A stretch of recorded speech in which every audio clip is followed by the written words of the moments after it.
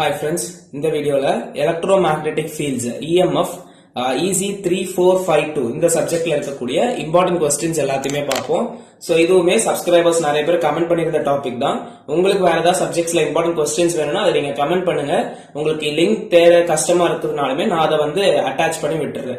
ஆர்எல்ஸ் அந்த சப்ஜெக்ட்டுக்கு நான் வீடியோ போஸ்ட் பண்ணலன்னா அந்த இம்பார்ட்டன்ட் கொஸ்டின்ஸுமே நான் எவ்வளவு சீக்கிரம் முடியுமோ சர்ச் பண்ணிட்டு போஸ்ட் பண்றேன். So first lesson பொறுத்த வரைக்கும் important questionsல rectangular, cylindrical and spherical coordinate system இதுக்கே நிறைய டைம் ஆயிரும் பட் ரொம்ப prioritize பண்ணி important questions இது. The next theorem casesல நீங்க என்னெல்லாம் பார்த்திருக்கணும்னா divergence theorem and its problems கூட பார்த்துக்கோங்க. Then Stokes theorem, Helmholtz theorem, curl of a vector field. இது நாலுல இருந்து எதை வேணுமோ subordinate questions லிங்க் பண்ணி கேட்கறதுக்கு more chances இருக்கு. So EMFல நமக்கு 7 mark 8 mark topic or 8 mark 6 mark இந்த மாதிரி நிறைய subtopicsல ப்ராப்ளமேட்டிக்ஸா கேட்கறதுக்கு மோர் சான்சஸ் இருக்கு. சோ படிக்கும் போதே இன்கேஸ் உங்களுக்கு ஏதாவது ப்ராப்ளம்ஸ் சொல்லி கொடுத்துருக்காங்கன்னா அதையுமே பார்த்து வச்சுக்கோங்க, யூஸ் ஆகும் எங்கேயாவது. சோ செகண்ட் கொஸ்டின் இதெல்லாம். Then third question verify theorems for different path, surface and volume. ஓகேவா? சோ இதெல்லாமே ஃபர்ஸ்ட் லெசன்ல இருக்கக்கூடிய important questions. Then second lesson எடுத்துட்டோம்னா ரொம்ப ப்ரையாரிட்டைஸ் பண்ணி படிக்க வேண்டியது Poisson's and Laplace equation. Then second thing conductors in static electric field, அதே மாதிரி dielectors in static electric field இது ரெண்டுமே important. Then next thing electrostatic boundary value problems. Fourth one equations of continuity and Kirchhoff's current law.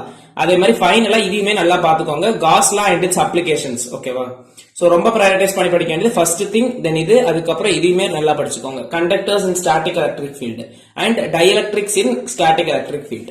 The next third lessonல இந்த Biot-Savart law and applications நல்லா பாத்துக்கோங்க. Then calculation of magnetic field intensity for various current distributions, magnetic circuits இதையுமே பாருங்க. Then next behavior of magnetic materials படிச்சிருங்க. Then fourth lesson நீங்க prioritize பண்ணி படிக்க வேண்டியது Maxwell's equations. So Maxwell's equations most expect பண்ணலாம், அதனால அதை நல்லா பாத்துருங்க. Then அதுக்கப்புறம் observing the phenomenon of wave propagation with the aid of Maxwell's equations. So phenomenon of wave propagation with the aid of Maxwell's equations ரொம்ப important, நல்லா prioritize பண்ணி படிச்சுங்க.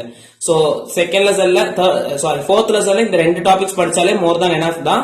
But அதுக்கு கூட உங்களுக்கு கொஸ்டின்ஸ் படிக்கணும் அப்படின்ற கேசஸ்ல 15 மார்க்லயும் எக்ஸ்பெக்ட் பண்ணணும், 13 மார்க்கும் எக்ஸ்பெக்ட் பண்ணி தான் நம்ம டாபிக்ஸ் எடுத்திருக்கோம். சோ 15 மார்க்ல இந்த மாதிரி கொஸ்டின்ஸ் ஸ்கிப் ஆயிடுச்சுன்னா இங்க நமக்கு எலக்ட்ரோமேக்னெட்டிக் பவுண்டரி கண்டிஷன்ஸ் இதையுமே படிச்சிருங்க.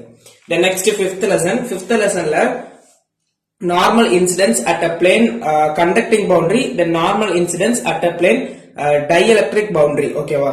சோ இதெல்லாமே நல்லா பாத்துருங்க.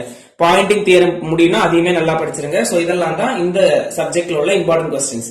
இதுல நார்மல் இன்சிடென்ட்ஸ் நீங்க படிக்கும் போது ரெண்டுத்துலயுமே படிக்கணும். ஓகேவா? கண்டக்டிங் பவுண்டரிலையும் டielectric பவுண்டரிலையும்.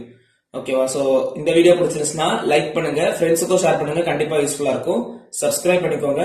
தேங்க்யூ.